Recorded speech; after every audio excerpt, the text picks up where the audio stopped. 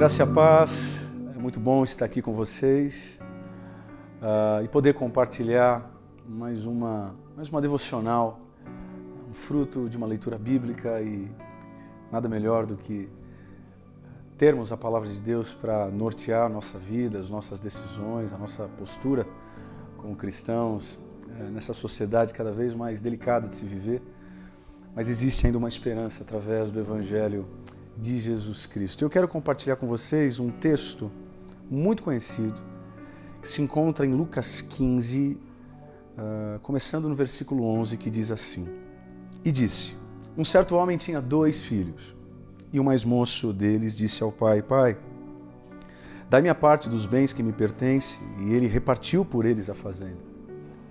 E poucos dias depois, o filho mais novo, ajuntando tudo, partiu para uma terra longínqua e ali desperdiçou os seus bens, vivendo dissolutamente, e havendo ele gastado tudo, houve naquela terra uma grande fome e começou a padecer necessidades. Chegou-se a um dos cidadãos daquela terra, o qual mandou para os seus campos a apacentar porcos. E desejava encher o seu estômago com as bolotas que os porcos comiam, e ninguém lhe dava nada. Tornando-se em si, disse: Quantos jornaleiros de meu pai têm abundância de pão, e eu aqui pereço de fome. Levantar-me-ei, irei ter com o meu pai, e dir-lhe-ei: Pai, pequei contra o céu, perante ti, já não sou digno de ser chamado teu filho, faz-me como um dos teus jornaleiros. E levantando-se, foi para o seu pai, e quando ainda estava longe, viu seu pai, se moveu de íntima compaixão, e correndo, lançou-lhe ao pescoço e o beijou. E o filho lhe disse: Pai, pequei contra o céu, perante ti, já não sou digno de ser chamado teu filho.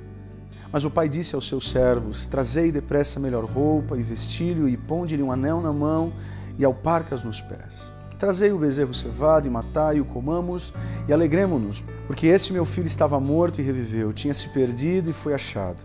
E começaram a alegrar-se. E o seu filho mais velho estava no campo, e quando veio e chegou perto de casa, ouviu a música e as danças. E chamando um dos servos, perguntou-lhe que era aquilo, e ele lhe disse: Veio teu irmão e teu pai matou o bezerro cevado, porque o recebeu são e salvo. Mas ele se indignou e não queria entrar. E saindo o pai, estava com ele, mas respondendo ele, disse ao pai: Eis que te sirvo há tantos anos, sem transgredir o teu mandamento, e nunca me deste um cabrito para alegrar-me com os meus amigos. Vindo, porém, esse teu filho, que desperdiçou os teus bens com as meretrizes, mataste-lhe o bezerro cevado. E ele lhe disse: Filho, tu sempre estás comigo, e todas as minhas coisas são tuas. Mas era justo alegrarmos-nos e folgarmos, porque esse teu irmão, ele estava morto e reviveu, e tinha se perdido e achou-se.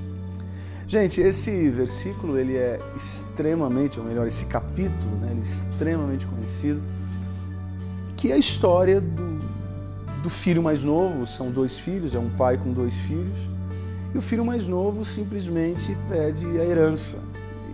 E o pedido da herança já é um pedido um pouco complicado, porque você só pode exigir a herança de alguém que morreu. Então, na cabeça daquele filho, o pai já tinha morrido para ele, pouco importava o pai, pouco importava o emocional do pai. E o bonito é ver o pai deixando o menino ir, com todas as possibilidades de sentir saudade, mas o menino vai, porque o pai ele não anula o livre-arbítrio do filho. O menino vai, e aí, como nós lemos, e a maioria de vocês conhece, o menino sente fome, e quando ele sente fome, ele lembra do pai.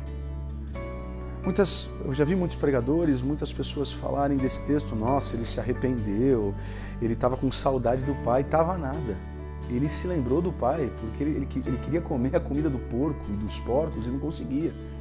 Então o que fez ele voltar para a casa do pai não foi o amor pelo pai, o que fez ele voltar para a casa do pai foi a vontade de comer, porque ele não tinha o que comer. Então a motivação de voltar para a casa paterna não era pelo pai, mas pelas coisas que o pai poderia oferecer a ele. Mas o mais incrível é que o pai está na varanda. Mesmo assim, o pai conhecendo as motivações, o pai está na varanda, porque ele quer dar um beijo, ele quer o filho. Com motivações erradas ou certas, o pai ama o filho.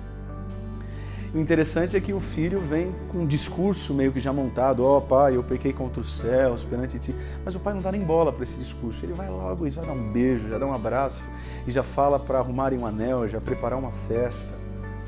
Esse filho mais novo, voltando, ele acha que o pai tem uma relação meio que capitalista, no sentido, eu tenho débito com o meu pai, agora eu vou dar um discurso para o meu pai tentar me perdoar. Mas aquele jovem, ele não entendia que não existe relação de débito. O pai ama porque ama. E o pai quer ele na casa e está na varanda esperando porque ama. Ele com discurso bonito ou não, ele querendo comer ou não, o pai quer o filho.